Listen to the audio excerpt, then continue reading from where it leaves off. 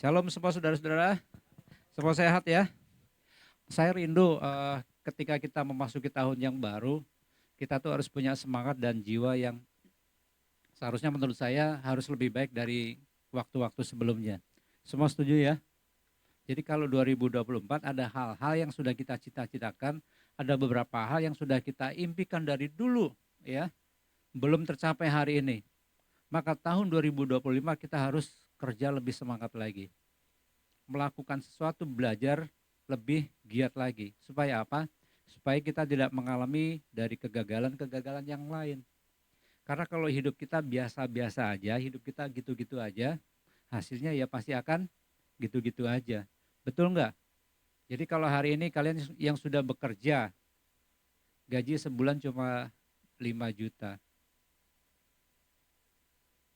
Terus kalian nggak berprestasi di kantor, kerja ya sesuai dengan apa yang diperintahkan, tidak punya inisiatif. Itu kayaknya susah untuk naik gajinya lama.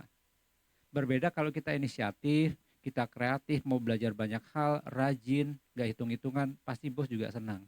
Ya, jadi artinya apa yang sudah kita lakukan kita juga harus mengintrospeksi apakah itu bagus efeknya buat kita apa enggak. Kedepannya nanti gimana? Ya, sama seperti juga pelajar yang hari ini mungkin nilainya semua dari dulu pas-pasan gitu ya. Kalau enggak 6, 7, 8, turun lagi 7, 6, 5, 6, 7, udah nilainya gitu-gitu tok gitu loh, nggak pernah sampai 9, 10. Yang kuliah mungkin nilainya dari dulu D, C, D, C, kadang F gitu ya, fail. Jarang A atau B gitu loh. Nah kita harus koreksi, apakah yang selama ini kita lakukan sudah betul atau belum, ya. Apakah yang selama ini kita lakukan punya efek yang baik apa enggak dalam kehidupan kita. Saya percaya setiap kita semua menginginkan untuk mengalami yang namanya keberhasilan. Setiap kita pasti menginginkan yang namanya kegagalan. Setiap kita pasti mendambakan yang namanya hidup nyaman, enak, gak ada masalah. Setiap hari pokoknya happy-happy terus. Maunya gitu kan? Muda, senang-senang, tua bahagia, mati masuk surga. Itu kan idealnya kita begitu maunya, betul nggak? Apa muda apa? Senang-senang, tua, bahagia, dan kalau sudah mati masuk surga. Semua orang pasti akan mau seperti itu. Gak ada orang muda susah, tua tambah susah, mati masuk neraka. Nggak ada yang seperti itu. Masing-masing kita dipanggil, saudara-saudara semua diberikan kesempatan untuk menikmati kehidupan. Ya, ada yang umur 12, 13 tahun sampai umur 30 tahun di sini lengkap. Range-nya lebar. Dari usia teens sampai teen-teens gitu ya. Sampai usianya udah agak sedikit lewat. Masing-masing kita Tuhan membentuk kita ya, menenun setiap kita dari sejak kita berada di kandungan ibu kita. Masing-masing kita dilahirkan, Tuhan punya rencana, Tuhan punya maksud tertentu dalam kehidupan kita masing-masing. Tidak mungkin kita oe gitu ya, terjadi begitu saja, enggak. Sekalipun saya mau kasih tahu, ada beberapa orang yang lahir sebetulnya tidak direncanakan. MBA gitu loh ya. Itu pun tetap ada dalam rencana Tuhan. Amin. Itu pun semua ada dalam rencana Tuhan. Mungkin cara lahirnya begitu, tapi setiap orang yang lahir, yang percaya kepada Tuhan Yesus, pasti hidupnya juga akan ada di bawah monitornya Tuhan. Setiap kita punya purpose, setiap kita punya tujuan hidup kita masing-masing, itu yang harus kita tangkap. Tidak mungkin loh kita ada di sini ibadah, terus saudara-saudara apalagi yang melayani Tuhan tidak ada maksud tertentu dalam hidup kita, itu tidak mungkin. Pasti ada, pasti ada. Hanya saja mungkin kita tidak terlalu sensitif, hanya saja mungkin kita terlalu cuek, kita tidak meresponi hal tersebut dengan baik. Ujung-ujungnya apa? Kalau kita berada dalam level demikian, lama-lama tujuan hidup kita jadi bias, nggak fokus. Berbeda ketika kita sejak muda, sejak kecil kita fokus kepada tujuan panggilan kita akan kejar terus ke situ. Ya, saya dari umur 13 tahun kok nggak tahu Tuhan berikan saya anugerah, ya bukan anugerah sih, maksudnya hanya punya keinginan melayani Tuhan aja gitu loh, nggak mau kerja sekuler. Saya juga bingung gitu loh. Dari umur 13 tahun, saya kan pernah cerita ya dulu ya, Umur 13 tahun saya menjadi guru sekolah minggu, saya melayani Tuhan. Saya belajar main musik, belajar main organ. Organ itu tumpuk gitu loh, elektron gitu ya, ada 2. Bawah ada bass kaki, belajar itu. Belajar main gitar, belajar main drum. Semua saya mainkan, ya, kecuali perasaan wanita. Karena masih kecil, belum boleh pacaran. Semua saya mainkan, ya. Pokoknya rindu. Saya jadi guru sekolah minggu umur 13, murid-murid saya umur 11, umur 12. Kita kayak sepantaran, tapi saya sok tua gitu, ya, jadi kakak gitu. Sok tua banget. Tapi ya saya tahu panggilan saya dari kecil. Sampai sudah setua ini ya puji Tuhan saya masih konsisten gitu loh. Ya, masih melayani Tuhan. Dan Tuhan berkati enggak? Berkati saya. Walaupun di tengah perjalanan selama puluhan tahun, pasang surut iman itu pasti ada. Pasang surut panggilan itu pasti ada. Kalau tren itu begini, saham itu naik, tiba-tiba ada hal tertentu turun. Nggak sampai 0 nih, dia naik lagi. Baru mau naik dikit, dia turun lagi. Tapi sadar naik lagi. Sampai semangat lagi kan. Nggak naik juga, datar. Ntar turun lagi gitu. Tapi kalau dilihat trennya, dari sejak dipanggil sampai hari ini trennya naik. Jadi kadang begini kan, trennya harus naik, kita pun begitu. Kehidupan iman kita seperti demikian. Tidak mungkin selama hidup kita dipanggil Tuhan, gak pernah kita ngambek sama Tuhan. Mungkin sekali 2 kali kita ngambek. Mungkin sekali 2 kali kita kecewa sama Tuhan, kita sudah berdoa apa yang kita doakan, kayaknya Tuhan mati gak denger gitu. Betul gak? Itu yang kita alami. Tapi ingat, kita mungkin masih ada dalam masa iman kita turun. Atau mungkin kita lagi stuck imannya, diam aja kayak gitu. Ya, rise ya, rise. Terus ini namanya kalau saham itu kayak diam di tempat masih sideways, jalannya di samping aja. Ntar up lagi, raise, down ya. Kadang bullish, kadang bearish gitu. Yang main saham pasti tahu istilah bearish dan bullish ya. Jadi naik. Tapi yang jelas iman kita harus trennya apa? Naik. Jadi makanya dari sejak kita masih muda kita harus tahu panggilan kita. Masing-masing kita sekali lagi saya ingatkan bahwa kita punya purpose, kita punya tujuan di mana Tuhan menciptakan kita, mengizinkan kita hadir di bumi ini. Ya. Walaupun kita lahir dari orang tua kita yang berbeda. Kalian pernah menghayal enggak? Seandainya saya dilahirkan jadi anaknya presiden gitu, pernah enggak menghayal kayak gitu? Pernah enggak? Kalau kalian enggak pernah menghayal, sekarang menghayal dulu. Kasihan kalau kalian enggak pernah menghayal seperti itu. Ya, saya juga dulu pernah menghayal. Coba kalau saya lahir sebagai orang Amerika, sebagai orang Belanda, pasti bahasa Inggris saya bagus. Beranda-anda aja gitu loh. Tapi Tuhan menciptakan kalian lahir di kerendang. Kalian lahir di jembatan besi. Ya. Setiap hari lihatnya ya itu. Kok Tuhan mengizinkan demikian? Apakah ada yang salah dalam hidup kita? Enggak juga. Enggak. Jadi masing-masing saya kasih tahu. Enggak penting kita mau jadi orang di mana kita lahir ya.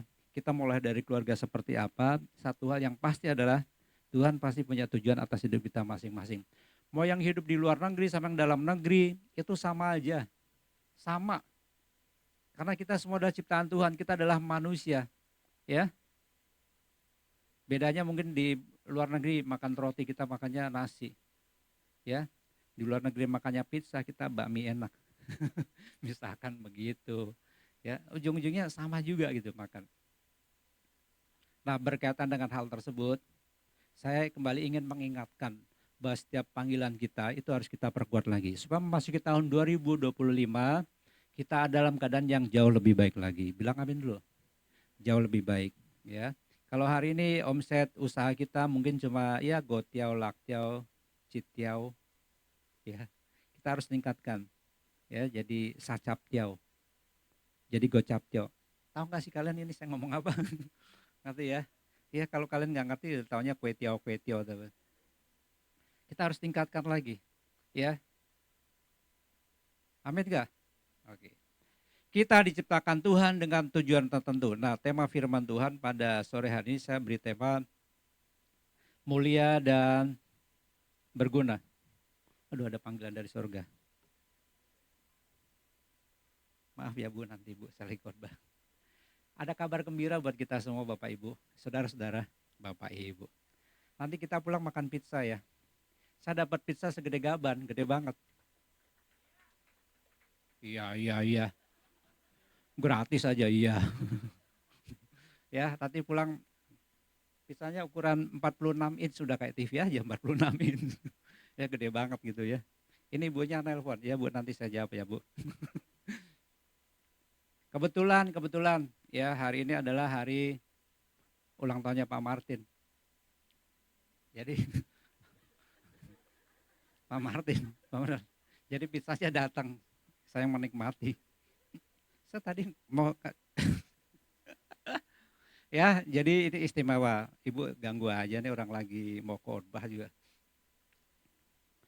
Jadi saya beri tema apa?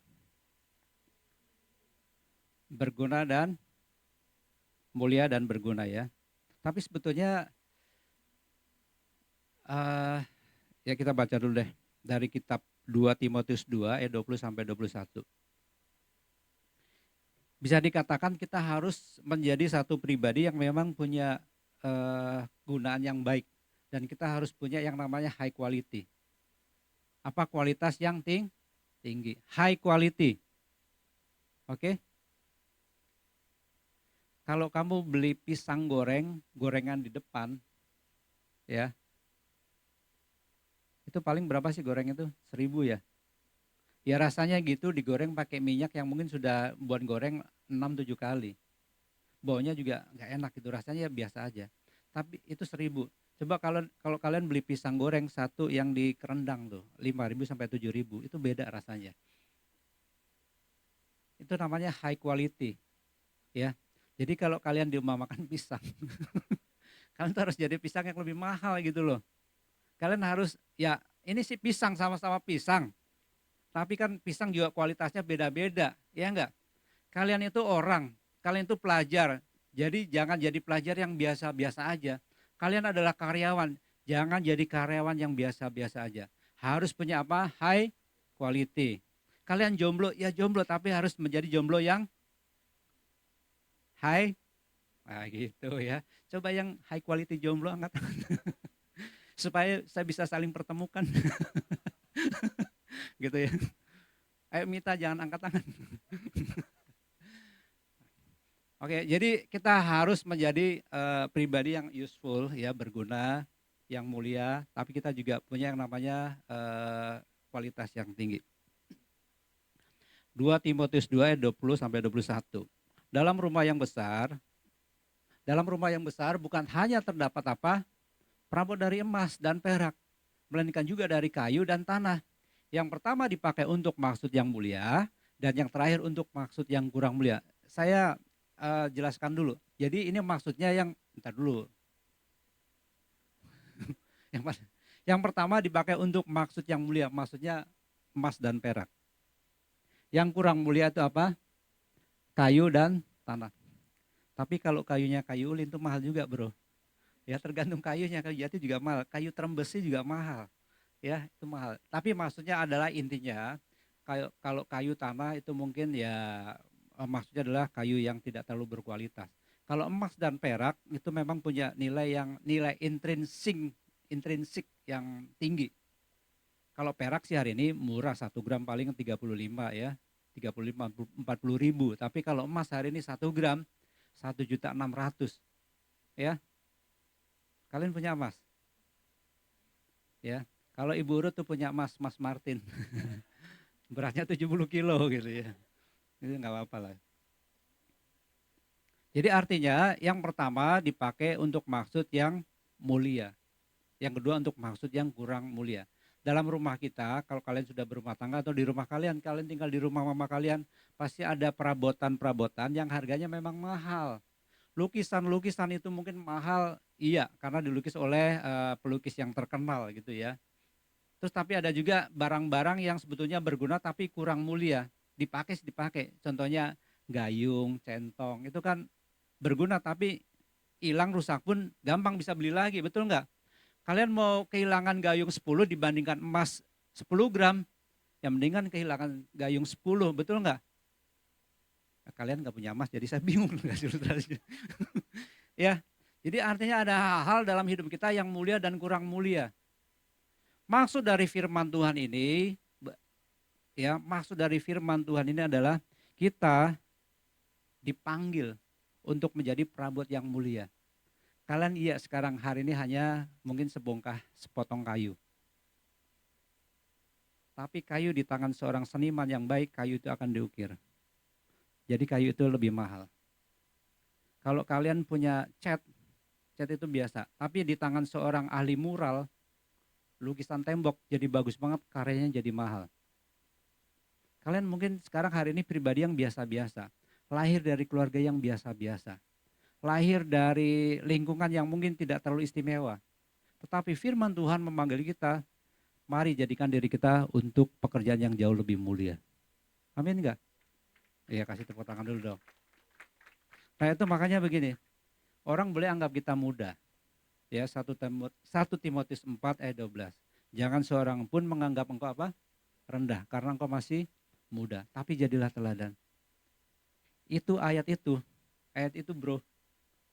Saya sudah hafal dari tahun 1980. Kalian belum lahir. Saya masih anak-anak banget gitu ya. Jadi waktu itu ikut retreat namanya Bible Camp di Cibubur. Siapa yang bertobat maju ke depan. Elisa Hadi yang masih anak-anak maju ke depan nangis-nangis gitu. Depan. Terus dapat ayat itu 1 Timotius 4 ayat 12. Saya pegang teguh itu. Jadi jangan seorang pun menganggap kita rendah karena kita masih muda. Karena kita masih naif, tidak punya pengalaman, masih bodoh. Young and foolish. Jangan kita begitu. Kita harus banyak pengalaman, kita harus banyak pengetahuan karena kita sendiri memendrive diri kita untuk menjadi satu barang yang dipakai untuk maksud yang mulia. Amin. Itu yang harus kita tangkap. Oke, katakanlah hari ini jangan kepedean. Oh, saya hebat kok. Saya pasti emas nih, saya perak. Jangan kepedean dulu. Kita harus berpikir bahwa hari ini kita mungkin bukan siapa-siapa. Tetapi di tangan seorang maestro, Tuhan Yesus, kita akan menjadi karya yang luar biasa. Amin enggak? Gitu loh. Dulu ada seorang pemain biola namanya Paganini, Niccolo Paganini. Ya. Biola itu senarnya ada berapa? 4. Waktu itu dia main musik, di tengah perjalanan dia main musik, tiba-tiba biolanya putus satu. Tapi namanya maestro, main terus. Masih enak, enak banget. Lagi main di gesekan berikutnya, satu senar lagi putus. Orang mulai ketawa gitu. Ketawa gitu, lagi main lagi. Senar yang ketiga putus. Tak, orang mulai ketawa. Bisa nggak nih kira-kira? Sekali lagi, di tangan seorang maestro, satu senar menjadi nada yang luar biasa. Dia gesek terus, nggak peduli orang ketawain, dia gesek terus. Sampai akhirnya orang mendengarkan bahwa itu adalah karya Paganini yang luar biasa.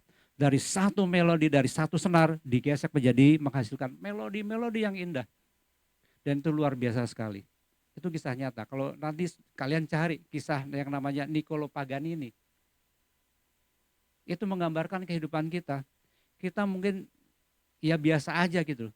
Tapi ketika kita digesek, dimainkan oleh seorang maestro yang maha agung, kita akan menjadi karya yang luar biasa. Tetapi ini loh, Tuhan juga memberikan kita syarat. Untuk menjadi perkakas yang dari kurang mulia menjadi perkakas yang mulia, tentunya tidak terjadi sekejap. Semua butuh yang namanya proses. Tidak ada segala sesuatu keberhasilan, kebaikan yang kita dapatkan, tek langsung gitu aja nggak ada. Ya, orang sukses dan berhasil pasti mengalami yang namanya proses. Betul nggak? Hasil tidak pernah mengkhianati proses. Atau kebalik ya? Kebalik. Proses tidak pernah mengkhianati. Maksudnya itulah kalian tahu. Kadang di situ, kadang saya sering ketukar. Ya. Jadi kalau proses kita baik, kita mau kerja keras, mau kerja sungguh-sungguh, pasti hasilnya baik. Orang yang latihan main musik sehari 15 menit sama sehari 2 jam, lebih jago yang 15 menit. Oh, berarti kalian nggak tidur ya. Tapi benar, saya kalau ngajarin anak kecil main piano, saya ngajarin 1 jam dia nggak mau, udah nggak apa-apa. Kamu 5 menit juga nggak apa-apa. Yang penting dicicil, sehari harus target 1 jam. 5 menit nggak apa-apa main. Nanti kalau udah lagi mood lagi 5 menit lagi ya. Ya, pokoknya sehari harus 1 jam. Sama seperti minum sehari harus 2 liter. Nggak mungkin 2 liter langsung habis. Dicicil segelas, segelas, segelas. Betul? Tapi maksudnya adalah begini. Keberhasilan itu selalu membutuhkan yang namanya proses. Kita mau belajar. Ya ayat 21 berbicara demikian. Jika seorang menyucikan dirinya dari hal-hal yang apa? Jahat. Ia akan menjadi perabot rumah untuk maksud yang mulia. Nah maksudnya ini. Jadi kalau kita diumpamakan sebagai sebuah perabot yang mungkin biasa aja, mungkin kita hanya sebuah gayung, kita hanya sebuah centong yang biasa, mungkin kita hanya garpu, sendok yang kalau dipukul bengkok gitu ya. Beda sama sendok yang keras ya, kalau kalian makan di Royal Jet itu sendoknya bagus. Gini kalian kepala kalian yang sakit. Tapi kalau kalian makan nasi goreng di pinggir jalan 15.000 sendoknya diginin bengkok. Ya. Jadi kalau kalian sekarang merasa sebagai perabotan yang biasa, itu akan diubah menjadi perabotan yang lebih mulia lagi. Maksudnya adalah hidup kita mungkin perabotan biasa, ketika kita menyucikan diri kita dari segala kejahatan, kita akan berubah, kita akan bertransformasi menjadi perabot yang lebih mulia. Dengan apa? Jika seorang menyucikan dirinya dari hal-hal yang jahat. Ia dikuduskan, dipandang layak untuk dipakai tuannya dan disediakan untuk setiap pekerjaan yang mulia. Spirit ini harus kita punya. Kalau kalian tidak punya spirit ini, tidak punya passion ini, selamanya hidup kita gitu aja. Kita harus belajar dari orang-orang yang sukses, orang-orang yang diberkati. 2000 berapa ya? 2011. Saya kan waktu itu masih pelayanan di Glow yang di BSD itu. Ya sama saya lihat orang-orang kayak Rege ya, kayak Meta, kayak Vero gitu. Ada satu pengurus anak muda aktif banget. Aktif gitu. Orang tuanya dulu lumayan, tapi karena usahanya ditipu, akhirnya ekonomi sedikit ngedrop gitu. Tapi anak ini tetap setia pelayanan gitu loh. Pengurus youth. Saya sudah duga, ini pasti diberkati nih. Sama seperti saya. Dulu saya kayak gitu. Ya saya kasih inisialnya aja namanya D gitu ya, depannya D. Ya. Bukan DG bukan. Itu kamu kan R kan? D. D, kamu pasti diberkati. Pasti kamu jadi orang luar biasa. Karena saya bisa mencium aroma passionnya gitu loh. Jadi kalau kerja melayani Tuhan itu sungguh-sungguh, walaupun nggak dapat apa-apa loh. Kalau kita kerja kan melayani Tuhan tulus, Tuhan sendiri akan balas memberkati hidup kita. Yang setuju bilang amin dulu. Dan pada akhirnya memang waktu dia mau kuliah, kita semua pekerja patungan. Dia kuliah di UMN tuh di mana? Gading Serpong itu. Patungan semua untuk uang pangkalnya patung. Jadi juga kemarin pas COVID dia menikah bukan di hotel yang kecil loh. Nikah di hotel Shangri-La itu mahal loh. Ya, lumayan. Anak muda gitu. Jadi hidupnya diberkati luar biasa. Karena dari muda saya lihat ini luar biasa gitu, semangat. Akhirnya dia bekerja di satu perusahaan, istilahnya teman baik gitu. Langsung dikasih rumah sama bosnya. Orang tua yang tadinya tidak punya rumah, dulu ada rumah, rumahnya dijual karena keadaan dia ngontrak. Sekarang anaknya si D ini kerja, diberkati, orang tuanya tinggal di rumah yang dia belikan. Jadi berkati sedemikian. Saya memperhatikan passion, semangat, bagaimana dia mau menyerahkan hidupnya untuk melayani Tuhan, itu yang menjadikan hidup dia diberkati. Dia mau taat sungguh-sungguh untuk melayani Tuhan. Itu gambaran ya, gambaran yang terlihat dari luar. Kalau dia sungguh-sungguh melayani Tuhan berarti di balik itu apapun yang dia lakukan baik di rumah, di kampus atau apapun yang dia kerjakan pasti pikiran hatinya semua untuk Tuhan. Itu jelas bisa terlihat. Dari gestur kita, dari tutur kata kita itu pasti akan terlihat. Saya bisa melihat kalian di mana yang melayani Tuhan sungguh-sungguh, mana yang setengah dan mana yang tidak sungguh-sungguh. Terlihat. orang tua bro. Ya, puluhan tahun saya pengalaman. Udah 40 tahun lebih saya melayani di gereja. Jadi saya tahu mana yang tulus, mana yang bukan bulus. Mana yang tulus, mana yang bukan. Ya, jadi saya bisa melihat. Tapi artinya kalau kita belajar dari orang-orang yang sudah berhasil gitu ya, kalian ikuti teladannya aja. Dan janji Tuhan tidak pernah gagal. Gak pernah gagal. Kalian hari ini mungkin melakukan di gereja kayaknya sia-sia. Aduh saya berminggu-minggu dari pagi sampai malam capek, gak dapat apa-apa. Kadang korban perasaan, korban tenaga, waktu, uang dan lain sebagainya. Kayaknya gak dapat apa-apa, kayaknya Tuhan capek. Ingat, Kolose 3:23 bilang apa? Segala sesuatu yang kita lakukan, lakukanlah seperti untuk Tuhan, bukan untuk manusia. Itu yang sampai hari ini saya pegang. Saya kalau ke toilet, ya, kalau ke toilet tuh, itu kan kalau laki-laki cuci tangan itu kan rusuh gitu loh. Air berceceran di mana kotor gitu loh. Saya tuh nggak tahan kadang lihat kayak gitu. Saya bersihin, nggak ada yang lihat. Tapi kok saya ngasih tahu juga ya. Tapi maksudnya saya mau kasih tahu passion saya gitu loh. Saya lakukan itu bukan untuk siapa-siapa.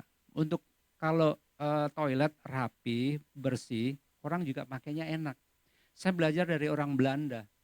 Orang Belanda ya, kalau pinjam kamar mandi orang, itu kamar mandi harus dipel lagi, harus kering. Dan sampai hari itu yang saya lakukan. Saya habis mandi, saya ngelapin dinding, semua saya keringin. Itu kebiasaan saya begitu. Iya. Ya kalian kalau kamar mandi basah nggak bisa. Tapi kalau konsepnya kamar mandi kering ya boleh lah gitu ya. Jangan diikuti kalau kalian nggak punya passion itu. Tapi maksud saya begini, intinya adalah kita mau belajar melakukan segala sesuatu, lakukanlah seperti untuk Tuhan, bukan untuk manusia. Jadi kalian akan melakukan segala sesuatu dengan sungguh-sungguh. Wah ini untuk Tuhan loh. Ya, walaupun kalian hanya berdiri depan pintu, lakukan untuk Tuhan.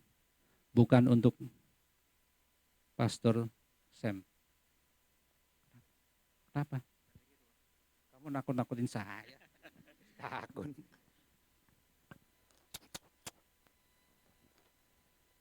Ya, lakukan. Kok jadi culun suara saya? Powernya nggak ada di wibawa saya kurang. Kok jadi culun begini wes suaranya? Cek, itu kan ketawa nih. Kaget gitu loh. Tadi kan ada bassnya lumayan gitu kan, jadi kayak apa ya? Jadi kayak urapan Roh Kudus kurang.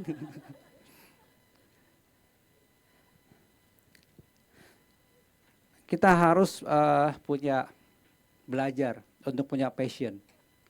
Belajar untuk bagaimana kita menyucikan diri kita dipakai untuk maksud yang mulia. Pernah nggak kalian belajar dari pengalaman orang yang mungkin mulai karir dari nol? Dari mungkin di kantor bekerja di sebuah perusahaan hanya OB biasa gitu loh. Ya. Tahu OB? Tuh kan beda kan? OB ya. OB, ada OB yang namanya Sitas gitu. Jadi panggilnya OB Sitas. Ya, OB. Tapi OB ini kerjanya sungguh-sungguh rajin gitu. Atasannya langsung lihat, ini kayaknya nggak cocok jadi OB. Terlalu pintar untuk jadi OB. Udah, kamu jadi staff aja deh. Kamu belajar accounting deh. Dia belajar sungguh-sungguh. Lama dipercaya accounting. Kok kerjanya makin bagus nih? Saya percaya. Dari OB jadi staff, lama-lama naik jadi manajer. Manajer kerja bagus lagi, akan jadi senior manager. Terus akan begitu. Karena kerjanya sungguh-sungguh gitu loh. Amin. Jadi tidak ada segala sesuatu yang baik kalau prosesnya tidak dilalui dengan baik. Tidak ada tuh yang secara instan. Kita tuh kadang terjebak dengan yang namanya generasi instan gitu loh. Kopi saset gitu ya. Mau apa kopi susu ya saset, terus mau apa lagi tuh saset. Jadi kita kayak pengabdi sasetan gitu loh. Semua serba sasetan gitu. Semua harus serba saset. Mau serba instan gitu. Kalau kopi tuh enaknya yang bubuk terus diaduk, terus ada alatnya dipres gitu ya. Itu baru rasanya lebih enak. Tapi kalau kita maunya ya tuang, aduk panas, minum. Kita maunya begitu. Tidak ada segala sesuatu keberhasilan yang didapatkan oleh seseorang kalau semua dilakukan dengan instan. Nggak ada. seandainya kelihatan bagus, itu hanya sementara. Tidak tahan uji, rentan, gampang rusak. Ya, makanya firman Tuhan mengingatkan bagi setiap kita sore hari ini, mari kita yang masih muda belajar untuk menyucikan diri kita. Belajar untuk menjauhi kejahatan. Kita mau taat, setia kepada Tuhan sampai kapan? Sampai kalian tua, sampai kalian Tuhan panggil kalian. Ya. Dan itu susah loh, harus konsisten. Kalau kalian berada di komunitas ini, di Glow Youth Season City, kerjakan. Kalau Tuhan memanggil kalian untuk mengabdi, untuk melayani tempat ini, lakukan dengan sungguh-sungguh. Lakukan seperti untuk Tuhan, bukan untuk manusia. Gak usah lihat manusianya. Walaupun kita bisa melihat karakter, kelakuan seseorang, ya udah lihat aja, jangan terlalu masukin di hati. Ya, toh antara kita mungkin ada beberapa orang yang gesekan, itu biasa. Karena kita punya pikiran, kita punya hati, kita punya keinginan dan lain sebagainya. Tetapi tetap pandang Tuhan. Kita belajar taat, belajar setia kepada Tuhan. Ya. Jadi ada 4 hal yang saya mau sampaikan pada sore hari ini.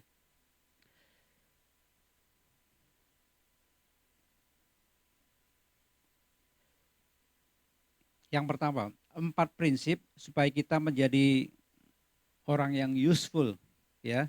Dan kita punya yang namanya high quality. Yang pertama, kita harus sadar bahwa Tuhan memiliki rencana yang istimewa untuk setiap orang yang mau hidup dalam kekudusan. Apa? Hidup dalam kekudusan. Sekali lagi saya ulang. Tuhan memiliki rencana yang istimewa untuk setiap orang yang mau hidup dalam kekudusan. Jadi kalau hidup kalian sembarangan, rencana Tuhan itu bisa beralih ke orang lain.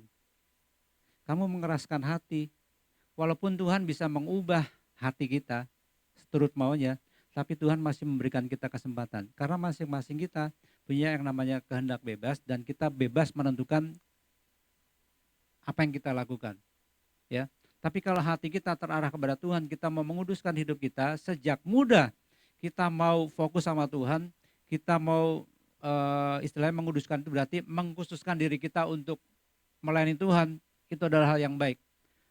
Saya percaya ketika kita mau mengkhususkan hidup kita kepada Tuhan, rencana dan kehendak Tuhan dalam hidup kita itu pasti akan digenapi sesuai dengan waktu Tuhan. Ya, sesuai dengan waktu Tuhan. Jadi yang pertama, Tuhan memiliki rencana yang istimewa untuk kita, jangan digagalkan dengan cara hidup kita yang tidak kudus. Cara hidup kita yang sembarangan. Yang kedua, ketaatan kepada Tuhan membuka jalan bagi kita untuk dipercaya dengan tugas-tugas yang lebih besar dan mulia. Yang pertama kudus, yang kedua adalah ketaatan. Kudus taat itu satu paket. Ya, kita taat aja kepada Tuhan. Tuhan mau suruh kita apapun taat. Saya kadang agak sedikit apa ya, bukan sama istri saya gitu ya. Kalau saya suruh udah jangan nanya buat apa gitu, pasti saya tahu maksudnya buat apa gitu. Saya belajar begitu. Kalau misalkan saya disuruh apa-apa gitu ya sama Pak Gembala gitu, saya nggak nanya buat apa Pak, nggak nanya saya, siap saya kerjakan. Pasti Pak Gembala kalau kasih saya perintah pasti ada maksud dan tujuan, betul nggak? Nggak mungkin ngasih perintah nggak ada tujuan. Jadi kalau saya kasih perintah sama anak saya, misalkan pergi ya, apa ya contohnya ya, apa aja lah, dia nggak boleh nanya, emang buat apa Pak? Udah kerjain aja gitu. Artinya taat tanpa perlu bertanya. Karena yang memberi perintah itu tahu harus apa gitu.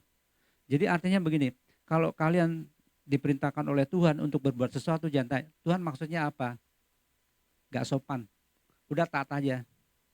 Tak pernah Hitler itu diwawancarin sama seseorang gitu ya. Apa sih taat itu?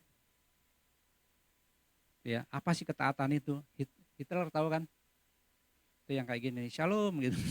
Kayak gitu ya, shalom. Jadi dia panggil satu anak buahnya, sini bro, Regi, Regi. Coba, siap, komandan. Balik kanan, gerak, dia balik kanan, cek. Maju, jalan tuh. Depan ada jurang, tapi Hitler tidak bilang stop, enggak. Jalan terus, selama tidak dibilang stop, orang itu tetap berjalan. Perwira itu tetap berjalan, sampai akhirnya masuk jurang, ia mati. Hitler cuma itu yang dimaksud dengan ketaatan. Ya, simpel ya, tapi mengorbankan nyawa. Jadi artinya kalau kita diperintah sama Tuhan, udah taat aja, nggak perlu tanya-tanya. Tuhan ngomong sama kita, udah kamu setia aja, taat di sini. Kenapa Tuhan? Shh, taat aja udah. Ya, jadi saya percaya dengan kita melakukan pertama kekudusan, kedua ketaatan, kita akan diubah. Jadi perabot yang biasa akan menjadi perabot yang lebih mulia lagi. Ya, kita hanya cat biasa, tapi kita akan diubah menjadi sebuah lukisan yang indah. Kita mungkin kayu biasa, kita diasah menjadi ukiran yang mahal. Ya, emas kalau baru ditemukan dari penambangan itu ya harganya nggak terlalu mahal. Tapi kalau sudah diubah menjadi perhiasan yang bagus, itu nilainya lebih tinggi.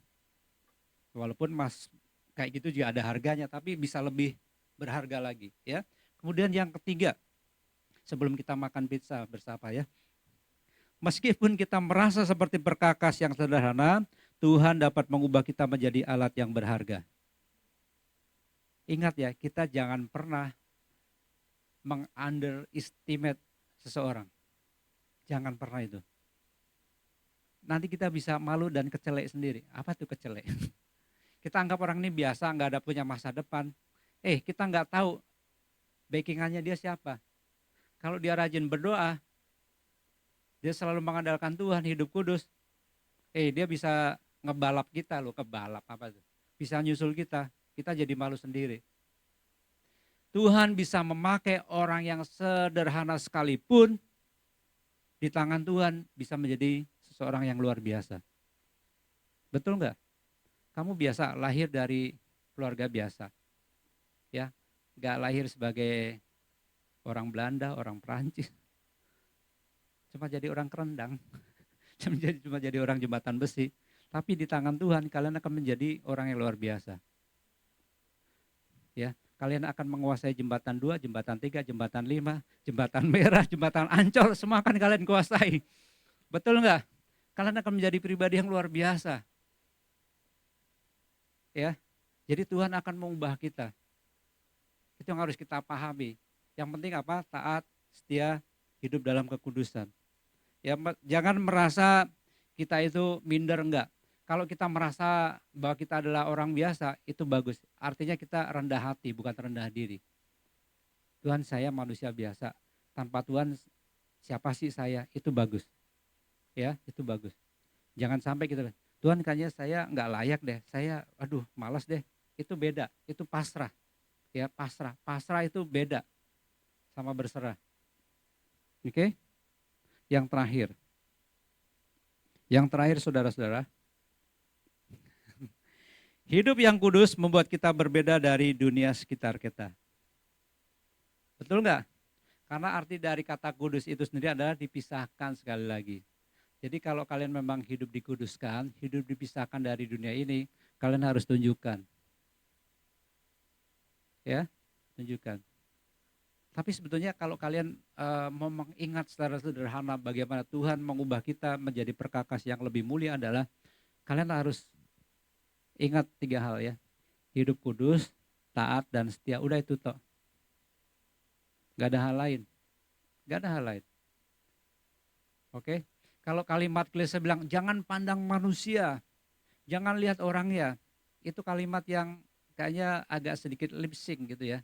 Kalau kita lagi berbenturan sama seseorang, kita nggak bisa memahami kalimat ini loh, susah mencerna gitu. Tuhan, saya langsung berhubungan dengan orang itu kok. Saya kesel sama orang itu kok. Jangan lihat orangnya gimana, saya harus bereskan. Ya. Tapi artinya begini, segala sesuatu yang terjadi dalam kehidupan kita, kita harus melihat bahwa itu adalah bagian proses. Ya, Tuhan memproses kita, menguduskan kita, menyucikan kita, dan memoles kita. Untuk apa? Menjadi perabot yang semakin mulia. Asal kita berserah. Asal kita berserah, bukan pasrah. Kalau pasrah itu menerima keadaan, hal yang buruk, kemudian kita menyerah. Itu pasrah namanya. Kalau kalian ujian, gagal, terus udahlah, malas lah, nggak mau belajar lagi, itu namanya pasrah. Tapi kalau namanya ikhlas, ya, gagal karena keadaan suatu dan lain hal yang sebetulnya bukan kalian lakukan gitu ya, ya udah ikhlas menerima. Sambil mencari solusi, sambil mencari bagaimana supaya lebih baik lagi, itu ikhlas. Jadi kita harus melihat bahwa seluruh bagian kehidupan kita harus dipakai untuk memuliakan nama Tuhan. Karena saya percaya kita semua itu adalah perkakas-perkakas yang dipakai Tuhan untuk tujuan dan maksud yang mulia. Tidak mungkin tidak. Ya, hari ini mungkin kalian sudah ada yang emas, ya, sudah jadi emas, ada yang jadi perak, ada yang jadi mutiara, tapi mungkin masih ada yang jadi centong gitu. Ya mungkin masih jadi sendok, sendok yang gampang patah tuh, yang makan nasi goreng 15.000 itu, ya. Tapi ingat, apa 3 hal tadi? Hidup kudus, taat dan setia, lakukan aja itu. Pasti kalian menjadi pribadi yang luar biasa. Amin. Selamat hari Minggu, Tuhan Yesus memberkati. Kasih tepuk tangan buat Tuhan Yesus. Saya undang kita untuk bangkit berdiri. Haleluya. Tuhan, kami berterima kasih, bersyukur sore hari ini kami boleh dengar firman-Mu, dan biarlah melalui firman-Mu kami diingatkan, kami rindu menjadi perabotan yang mulia, menjadi perkakas yang mulia, dipakai untuk maksud dan tujuan yang mulia. Pakai hidup kami yang masih muda ini supaya kami boleh menjadi berkat. Hidup kami boleh menjadi garam dan terang dimanapun kami berada. Terima kasih Bapa, kami bersyukur di dalam nama Tuhan Yesus. Haleluya. Amin. Silakan duduk, puji Tuhan. Tuhan Yesus memberkati.